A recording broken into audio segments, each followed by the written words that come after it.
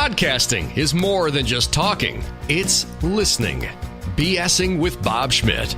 The art of connection. Everybody tries to make those connections. 7 relationship building skills every leader needs to know. Michael Gelb is joining me on BS with Bob. It's a new book that illustrates the importance of creative thinking and effective communications and relationship building. Michael, I appreciate you being on with us today. So what made you a good, let's just say, a good listener? Wow. Gosh. Well, working at it. Realizing that it's not something that we can take for granted, and it requires constant monitoring and humility and curiosity and a desire to improve to have any hope of being genuinely considered to be a good listener by other people. Because it doesn't matter if you think you're a good listener. What matters is, do other people think you're a good listener? That is so true. I know that in the past I've had conversation with people, and I'm a talk radio host and a podcast host, and people just think you just talk for a living. It's actually a lot of listening and following through with communication. So not only does that have to be a skill as a person that talks for a living, but also for a good leader, right? Very much so. It's one of the core skills of life. If you want to be happy, that's going to be a function of your relationship, and your ability to listen and connect is going to be a very important key to the happiness and success of your relationships.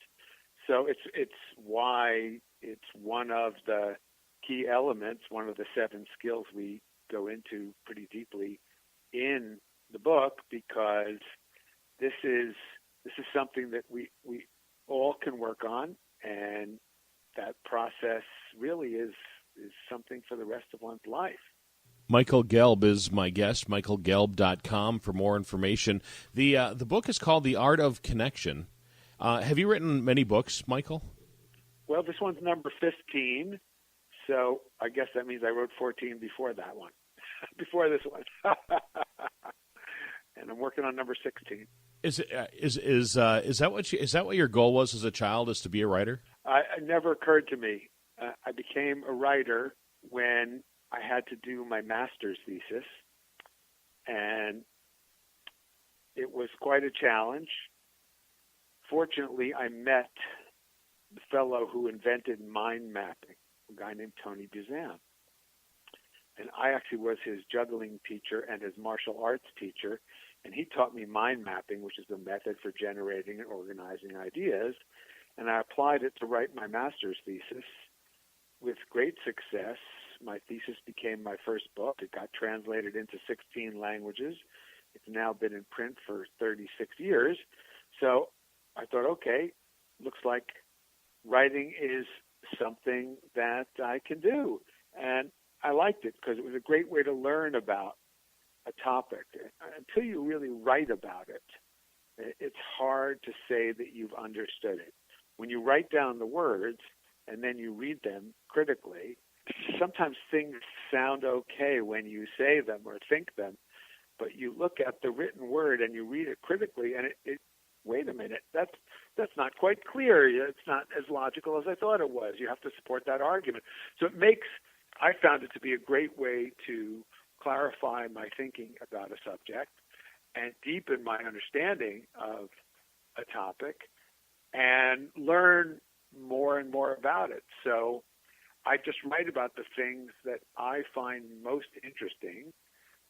And also my other criteria about what I'm going to write about is somebody else has to find it interesting, and I have to think it might be helpful for someone else. So if I'm interested in it and I think it's helpful for someone else, then I'll probably write a book about it. I want to kind of step back and ask about juggling. You said that you're a juggling teacher? I worked my way through graduate school as a professional juggler. I juggled on stage with Mick Jagger and the Rolling Stones on multiple occasions, and with Bob Dylan. And I wrote a book about juggling, using it as a metaphor for the process of learning whatever we want to learn. Mm-hmm. And I still teach juggling to my students around the world. I did a juggling demonstration for 700 people at a big conference a couple weeks ago. So, yep, juggling is just one of those things that I fell in love with, thought might be interesting for people, wrote a book about it, and I get paid to do it, which is really cool. Well, let me ask you this. Can most people that put their mind to it juggle? Oh, yeah. If you can toss one ball, you can juggle. You can toss it and catch it, which most people can do. It helps to have the methodology and to focus on the toss and your own poise and balance rather than on trying to grasp after the ball. People try catch the balls before they know how to throw them. So I focus on teaching how to throw them and how to relax when you throw them. And then before you know it, the balls are landing in your hand. The other thing we do is we get people to work in teams so they pick up the balls for one another. So instead of a competitive environment, we create a cooperative environment. And all of a sudden people are helping each other and they're having fun and they're laughing and they're learning much faster than they might have imagined. So then we debrief the juggling process and we look at how we could apply the same principles to learning anything that you want to learn. Very interesting. Have you written a book on the juggling and basically the art of connection like this book? Yes, I wrote a book. The original book was called Lessons from the Art of Juggling, and then that went out of print. So I wrote another one called More Balls Than Hands, and then that went out of print. So I wrote another one, and that one's called The 5 Keys to High Performance, Juggling Your Way to Success, and it's available as an ebook. Very cool. So we just persisted in getting the message out there because I think it's just such an important and delightful thing to learn. Well, it's kind of metaphorical, too, about the whole, because to be a leader, you have to juggle a lot of different things and have a lot of things going on in your mind. Using that metaphor, you're exactly right. They always say, I'd have to juggle so many things. You say, well, let's learn how to juggle. And if you and then we debrief the metaphor, and it's really profoundly transferable to so many areas of our lives. Wow. See, you just ask the right question, you can get a lot of things out of an interview. The art of connection. So I know that there's 7 relationship building skills. The first one I started with was listening, because the last time we actually spoke, that was one of the topics that we talked about. So I thought I'd start with that one. But there's a lot of 6 other relationship building skills that every leader needs to know that we can probably touch on today. Sure. Well, we do all 6, or we can just spend the whole time talking about any one of them because they're so profound. I mean, each one of these skills is something that all of us can explore and improve for the rest of our lives. So I was aiming in the art of connection not just to write another guide to how to shake hands and say something clever, but really what are the deeper inner qualities that we need to cultivate so that we have lives that are filled with rich, soulful, meaningful, and enjoyable connections in every aspect of life. Well, let's start with the first one here. Then let's just start about the embrace humility. Sure. The reason that one comes first is that if you don't have humility, you probably aren't going to read the rest of the book. Right? If you think you know it all, then you won't go any further. But you definitely don't know it all, whoever you are. And we do some exercises with people to help everyone realize this. One of my favorite exercises, which I actually put in the book, is one where we get people to do their associations on a particular word. So if you ask people to write down 10 associations with any word, in the book we use the word art. You could use the word run or dance or play or rock or brick or anything. But get people to write down the first 10 words they think of with a word.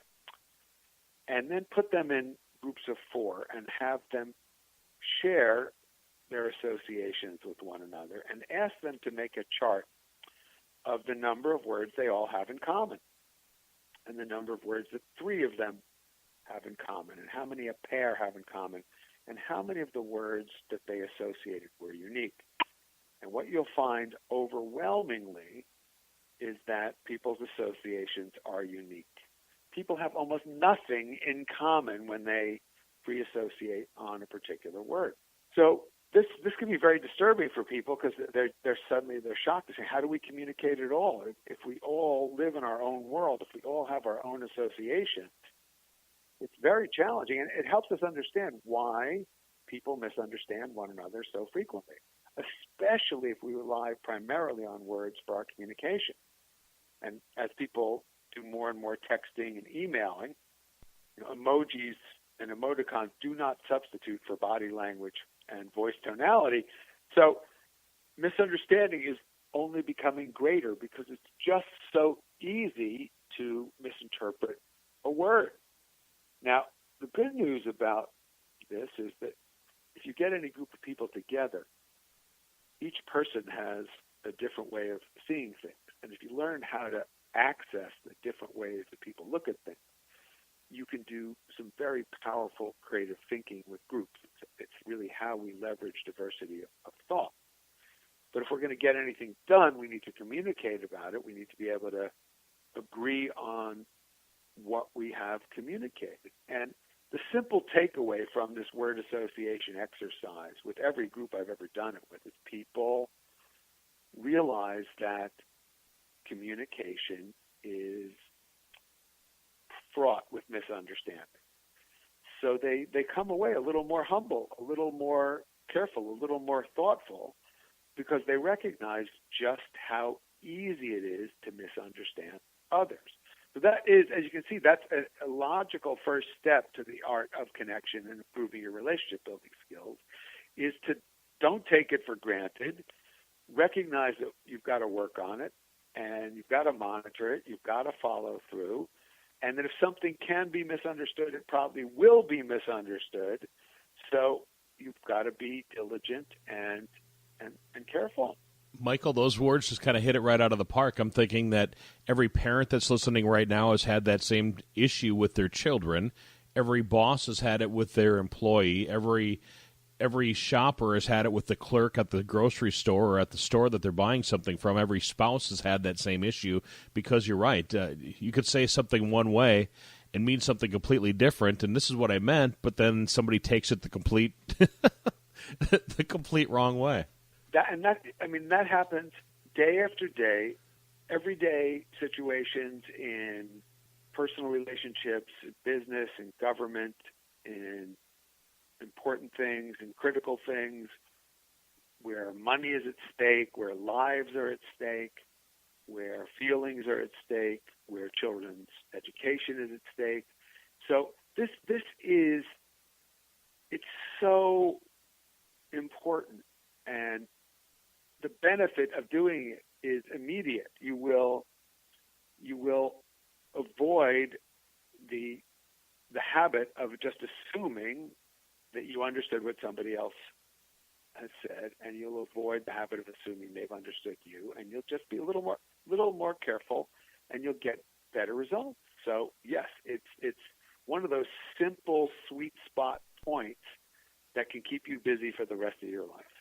My dad always has a saying that says, we're busy keeping ourselves busy. We're busy being busy is what my dad always says. Now, the next point here is be a glowworm. What does that mean, Michael? Well, emotions are contagious, for better or for worse. So what are you going to catch, and what are you going to spread? This is obviously very important for each of us to decide on a daily basis. Most people underestimate the effect that they have on others. But your mood, whether it's a positive one or a negative one, really is contagious. And what do you want to spread? Do you want to spread negativity and unhappiness? Do you want to spread optimism and courage? And if you think about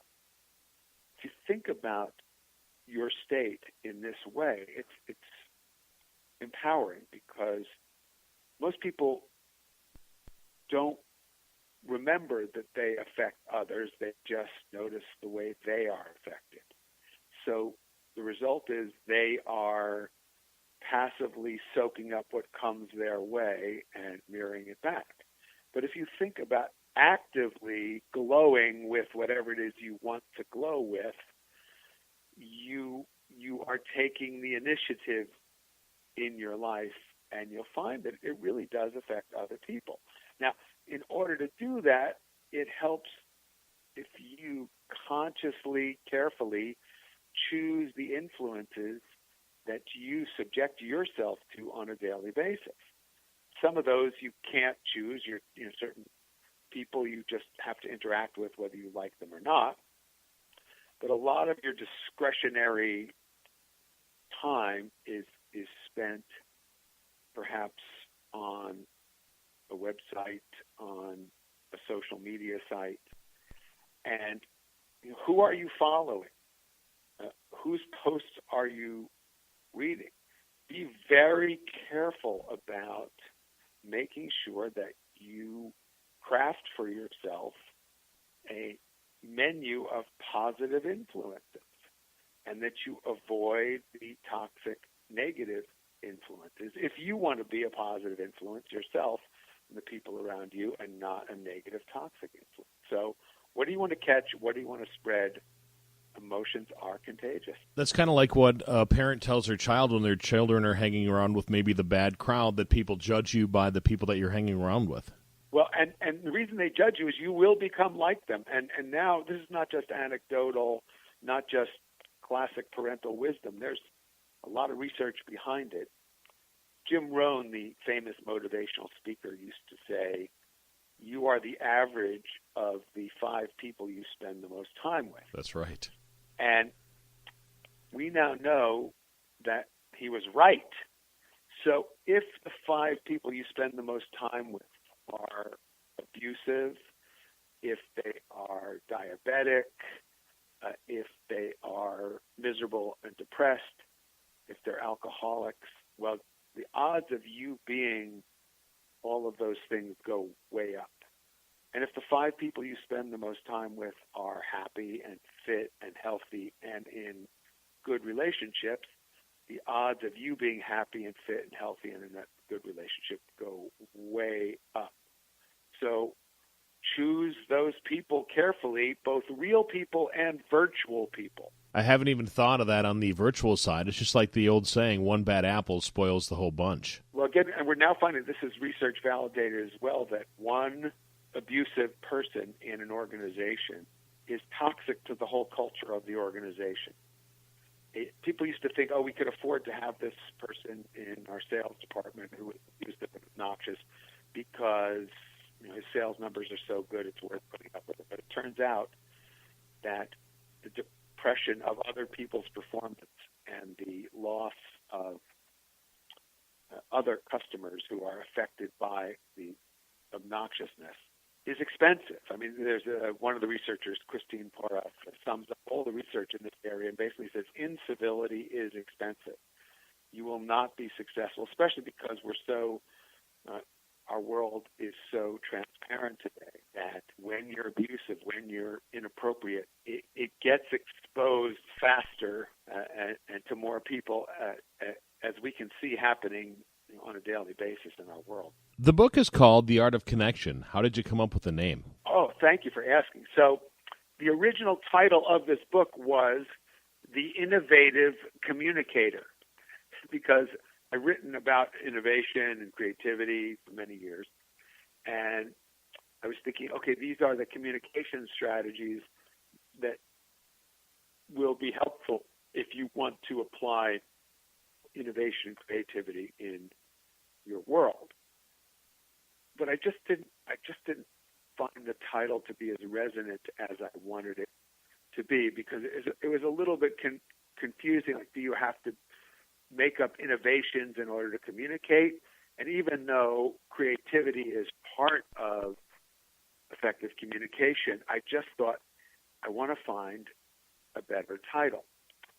So I did what I actually trained people to do. I went into what I call the generation phase of the solution finding process, where you just think of as many ideas as you can.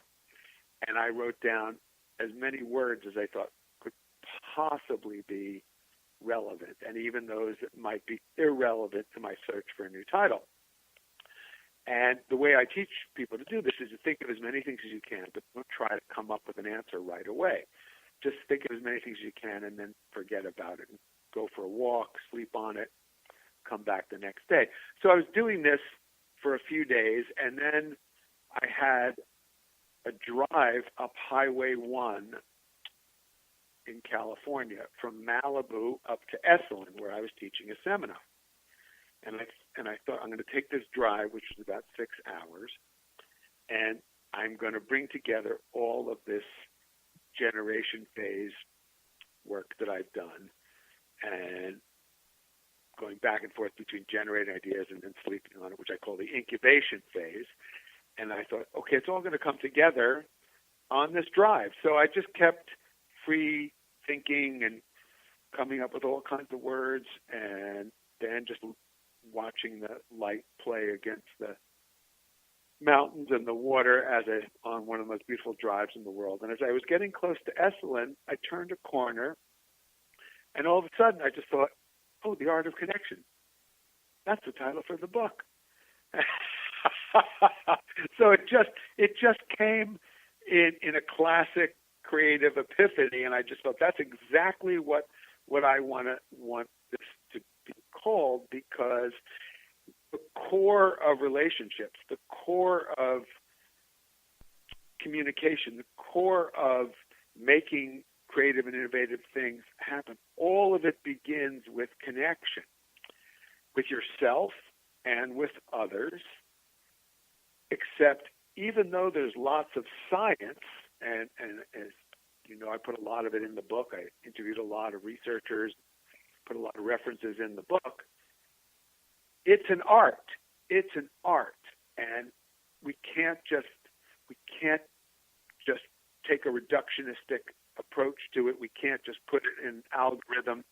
I'm sure artificial intelligence experts are going to be working on this for years to come to see how well they can do. There are some breakthroughs with AI and empathy and helping to figure out what people are feeling. But for us as human beings to deepen our ability to do all this, well, I just thought The Art of Connection was what I wanted to write about. So that's how the title emerged. Was it hard to come up with just 7 relationship building skills? Well, because you know as well as I do, yeah. there's way more than 7. but these 7 seem to be pretty fitting. Well, that was the next thing. Okay, so now what's the subtitle? So the original, there was a different subtitle. The original subtitle was something like how to build relationships, resolve conflict, and sell ideas. Yeah, how to build relationships, resolve conflict, and sell ideas. So, because those are all things that I thought a lot about and wanted to help people with. So I was talking to my publisher, and we talked about the amount of words that I can have in the book. And the limit was 50 or 60,000 words.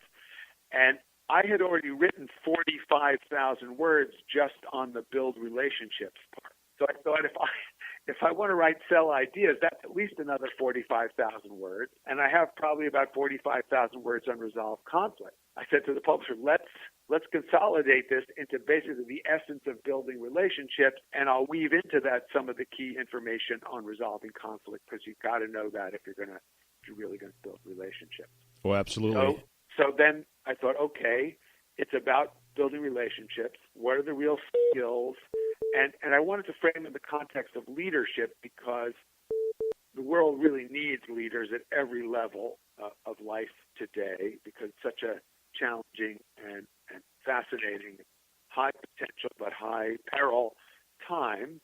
So I thought, well, this is what leaders need now. What do they need? What relationship building skills do they need now? And then, okay, how many of them are there? And it just worked out to be 7, which is such a wonderful, magical number. So that's how it all evolved. Well, now that we're talking numbers, let's hit number 3, which says achieve the 3 liberations. Yes.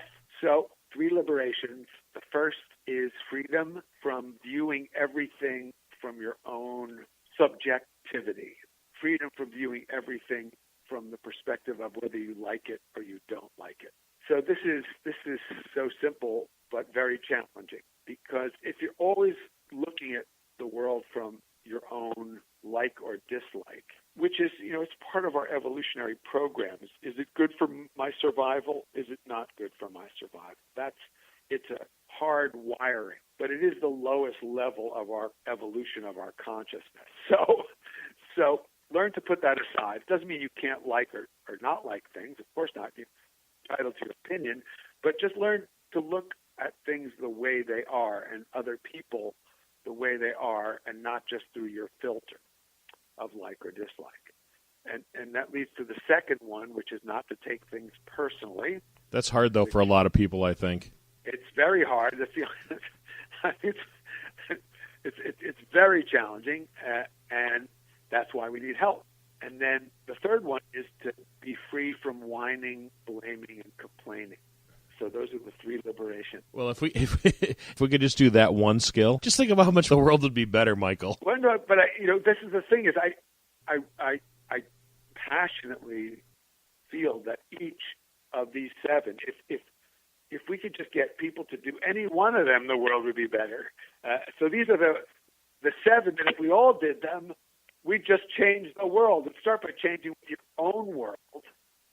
Change your own world by applying these. That is the aim here. Yes, revolutionize your own world for starters, and then that's how you start making a difference in the world. Start with your world. Well, that one, the achieve the three liberations, kind of slides right into the transcend fixations. It does. So you see, yeah. Just the whole setting this book up, I bet you that. I mean, it was a roadmap in itself. Yeah, but the thing is, this also, these things all start to flow together, and then there's it turns out to be a kind of systematic approach. Each one builds on the other, so the order in which they're placed and approached and addressed is not random.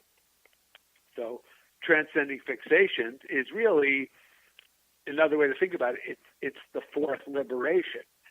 Transcending fixations means as you understand your own personality profile, your own orientations, and whether you're introvert or extrovert, what number you are in the Enneagram, Myers-Briggs, whatever personality profile you've taken. And if you haven't taken one, there's lots of good ones you can take for free now on the internet. So get some insight into yourself, figure out your habits, your tendencies, and then begin to free yourself from them.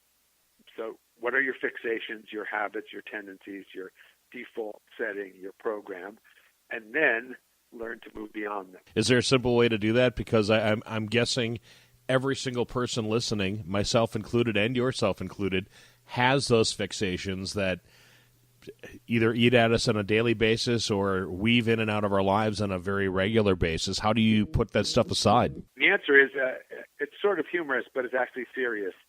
It comes from the classic Seinfeld episode where George realizes that everything he's done in his life is wrong, so therefore the opposite. One of my favorites. So, and I'll give you a real practical example. Just take the simplest distinction between introvert and extrovert. So, if you're an introvert and you want to transcend that fixation, you want to do the opposite of introverted behavior. You want to introduce yourself to people. You want to go out of your way to socialize. You want to do the opposite of your proclivity. I'm an extrovert, so it's really easy for me to socialize and interact with people and be the proverbial life of the party. So I've really worked on doing the opposite. I learned I just sometimes am really quiet and listen for an hour and don't speak.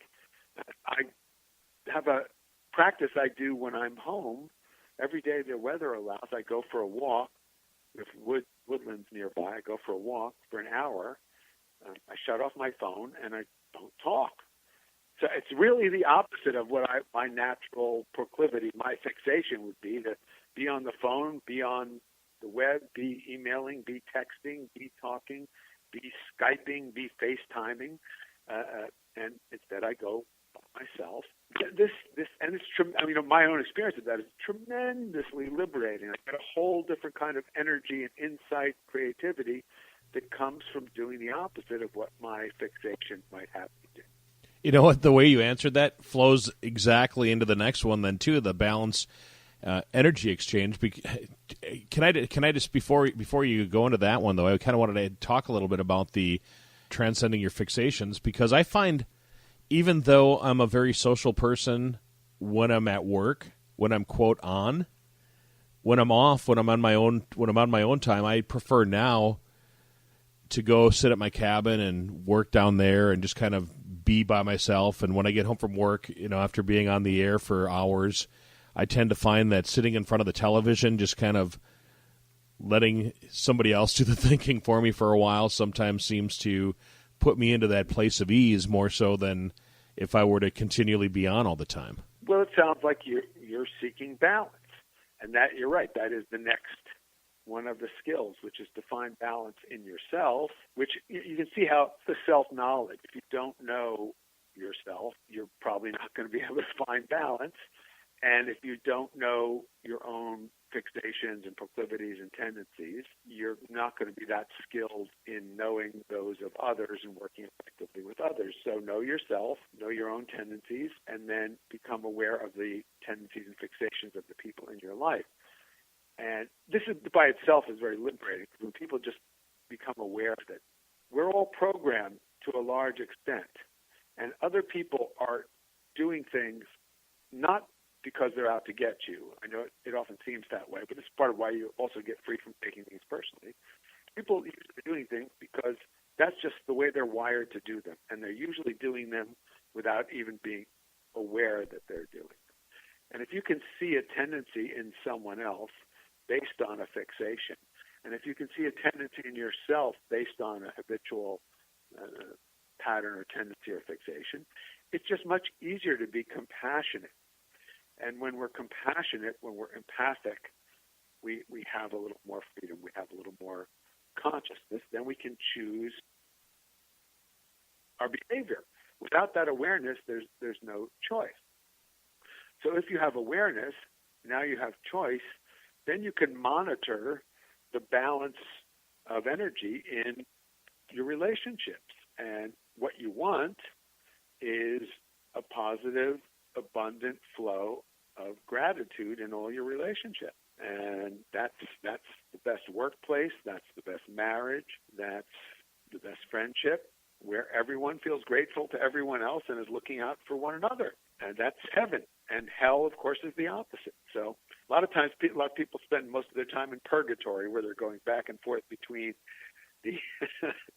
these modalities, but you want to be moving towards a more heavenly workplace and a more heavenly relationship. Monitor the balance of energy exchange and then figure out how to adjust it so that it flows more freely and harmoniously. Michael, I really think that a lot of us are missing out that piece, that gratitude piece, that we may think that we're gracious, but we don't. Oftentimes, I don't think that we share that we're gracious over something, or that we're thankful that somebody, did something above and beyond, or even did something that, to help you out or to make your life a little bit easier. A lot of times we just let that stuff, they're just doing their job, but sometimes it's above and beyond, and we should just say, hey, thank you. Well, catching people doing something right, as the great Ken Blanchard likes to say, is cost nothing, and it has a tremendous benefit.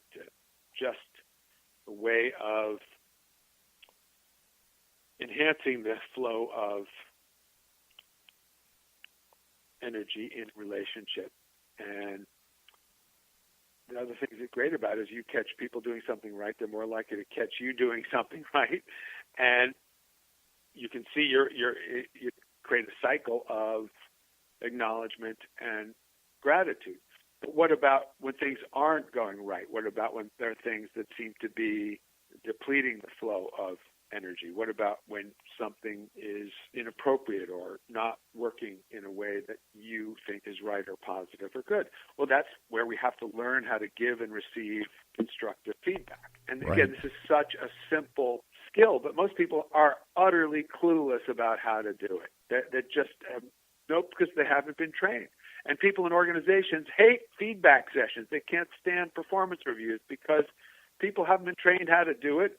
And it's usually just a lifeless and torturous exercise. So I go, in the book, I go pretty deeply into what I've learned about how do you do that? How do you give it? How do you receive it? Well, is a lot of it construct? I mean, I think that you're right on that. That a lot of people hate those things because either they're somebody just kissing your ass the whole time, or somebody being super negative the entire time. Right, and because both are expressions of just not being skilled at doing it. So when you learn, the best environments, people first of all they ask for feedback. Because when somebody's good at giving it, then you want it because then you can improve. And the core issue for people is they want you to love them exactly the way they are, and they want to improve. But what gets mixed up is the feedback becomes feedback about the person rather than about a particular behavior. So people wind up feeling judged for better or for worse, oftentimes for worse, and nobody likes that. So part of the art of giving feedback is to validate the being of another person and have them know and understand that the feedback is being offered in a supportive and respectful and even loving context. And then to deliver it in a way that's actionable so that I can do something about it. And rather than, you can't give somebody feedback that they can't do something about. All that's going to do is make them angry or depressed. Right. That makes a lot of sense. It surely does. Michael, I know that we touched a little bit earlier on being a rare listener. Is listening a skill that somebody that is bad at it, can they end up getting better at it just by practice? Or if somebody's a good listener, how can they end up being even a better listener? Sure. Well, the answer for both of those is they have to want to. If they want to, if you're not such a good listener, but you let's say you've met with somebody who's very good at giving feedback, and they manage to get through your inability to listen enough that you finally realize, oh my God, I really do need to improve. Then of course you can improve. If you're oblivious, then obviously we can't help you, but you're probably not listening to this or reading the book. So, although that's my joke about this book is I think this book is going to be, most of its sales are going to come as a gift because people are going to say, well, I don't really need this book. Boy, that hey, guy my boss over there, can sure use this book. my boss can really use this. This is my present for whatever the occasion is to my boss, to my brother, to my sister, to my cousin, to whoever. So, hey, those passive sales sometimes are good sales, Right? Hey, we'll take it. And then finally, turn friction into momentum. Yes. Well, this is all about resolving conflict and using the energy of conflict to stimulate creativity. Thinking about conflict as an opportunity to meet people's needs in ways that perhaps you haven't figured out how to do before. So it's different from a contest that has a winner or a loser. It's a different way of thinking about things. A lot of times people think about conflict the same way they think about a contest, and that tends to make things worse. If I think about being a winner and my spouse is a loser, or my children are losers, or my colleagues at work are losers, and I want to win, well, we all lose because we're part of the same system. So it's great to think about winning and losing if we're playing tennis or basketball because we keep score and that's the objective. It's a game. But conflict isn't a contest. It's not about keeping score or winning or being right. It's about figuring out fundamental needs of the parties involved and coming up with creative solutions to meet those needs. Is that similar to, so basically the turning the friction into momentum is kind of like taking a failure and turning it into a learning lesson? You could say that, yeah. It is. It is just being creative in response to life's challenges and being empathic so that you're tuning in to the other side as opposed to just demonizing them, which is the tendency people have today when we disagree with others. We make them into the source of all evil and then dehumanize them, and this doesn't usually help us come up with solutions. I think that happens in all walks of life, and everything from your friendships to your boss to your family. Sometimes, to I think all that stuff kind of ties in. Well, it's great to have strategies to overcome that. And I tried to put everything I've learned about how to do that in the chapter. So, Michael, does there always have to be a winner? Well, this is the thing is, in a contest, yes. Otherwise, it's boring. In a conflict, we want everybody to win. That's the idea. It's just we want to look after the needs of everybody involved because we are connected. If you're part of the same organization, you're connected. If you're part of the same family, you're connected.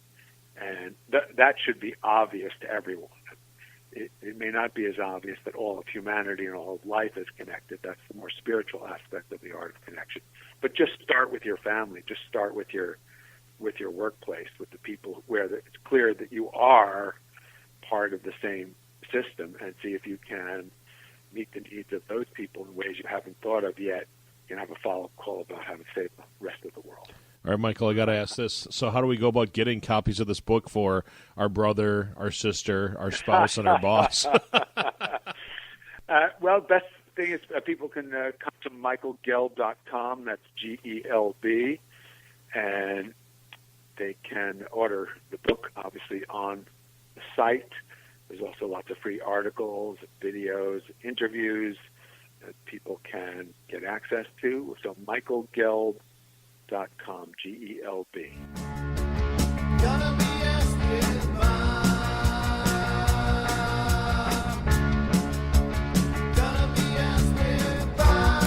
The BSing with Bob Schmidt podcast is brought to you by Orange Computer. Find them online at orangecomputerlax.com. This has been another podcastforhire.com production.